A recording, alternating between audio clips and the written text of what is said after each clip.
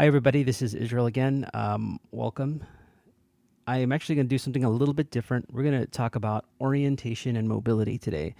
But I need to remind you that these videos actually are intended for instructors. This is not a how-to kind of video. This is how you do it kind of video. This is really I'm going to show you perhaps a different way of doing it or a different way of looking at things. You really have to thoroughly assess your student, make sure this is an appropriate technique if you want to try it. But really, you have to make that decision as to whether you want to pursue this type of training with your student or your consumer. So really, it's kind of an informational session. But today we're going to be talking about a line of travel. One of the kind of traditional things that we try to do in mobility is try to stay away from the curb cut, and that's on the video. It's marked by this little trapezoidal shape thing on the corner.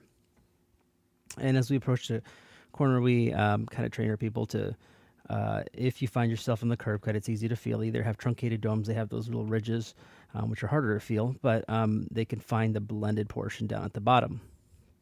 And then we kind of train them to maybe step up actually at the top of that curb cut, because that's a clearly defined sort of space that traffic can't encroach on. The bottom blended part, of course, as you get a right turner coming in, you can get that person encroaching on your space and take a toe off or take your cane or something. So we want to avoid that. In doing that, often we have this very, very straight line of travel, and as they're traveling along, they have a tendency to parallel the crosswalk line that's closest to traffic. But one thing I learned along the way, actually talked to even a guide dog instructor, and he told me that often their dogs are trained to follow the outside line, and there's some very specific reasons why. Now, again, you have to make a determination as to where the appropriate alignment is or placement is on the corner for your student. So you kind of have different considerations to make there, and that's fine. But remember that when you step off at this corner, you're pretty close to the limit line of where your traffic is going to stop.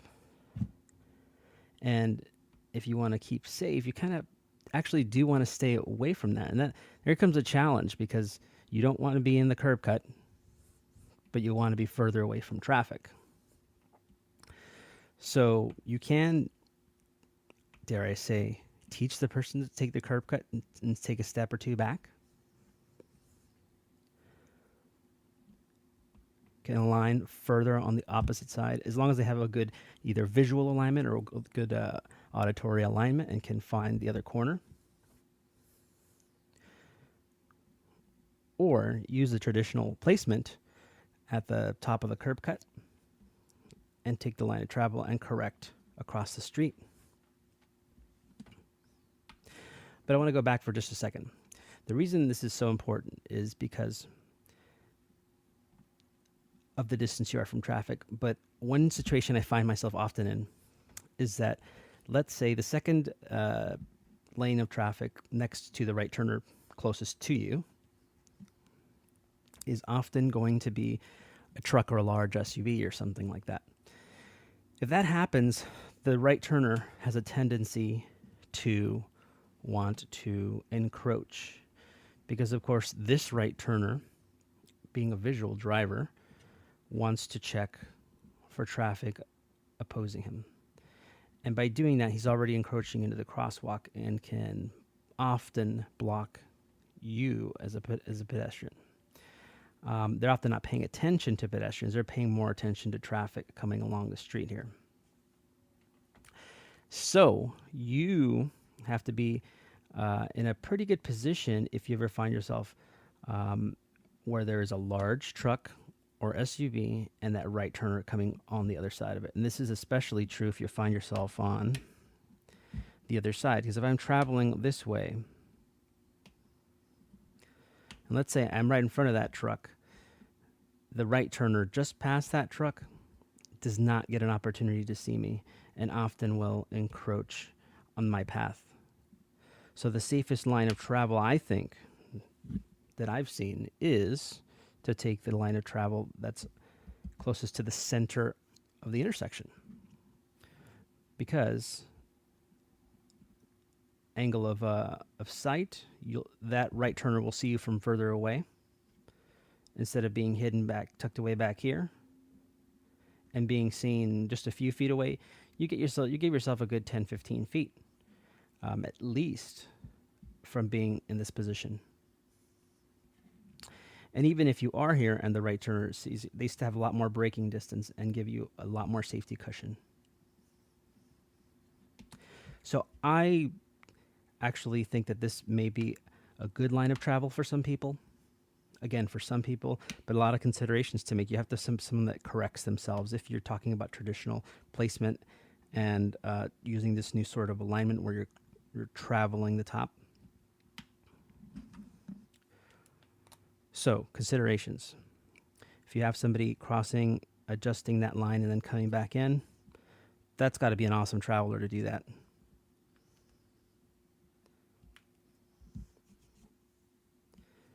Another alternative, of course, is just to simply line yourself straight and shoot straight across.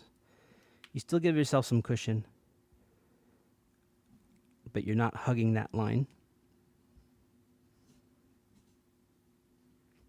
And then lastly, of course, is to hug this line while you're traveling and just shoot straight across. It's a lot further travel, maybe not for some travelers, because it's just a long distance to go. And if they're not confident, it may not suit them. So again, just some considerations to think about when you're talking about a line of travel. Thinking if your student can actually do something like this, or maybe introducing that idea to them and seeing what works for you and your student. Just throwing some ideas out there. Tell me what you think. Leave some comments down below. Tell me some of the things that you've seen out there that you've had problems with, because this is, again, like I said, it's not for everybody, but it's definitely something that I've seen is needed because of this encroachment of these right turners and these trucks.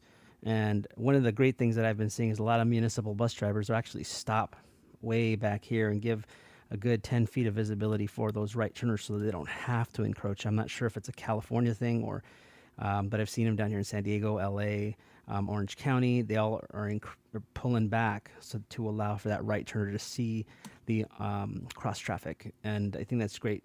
But other truck drivers don't seem to do that. Large SUV people don't seem to do that. When you have a small car behind it, they're going to encroach. So it's still an issue, and just want to throw this out there as an idea that you can use during your lessons.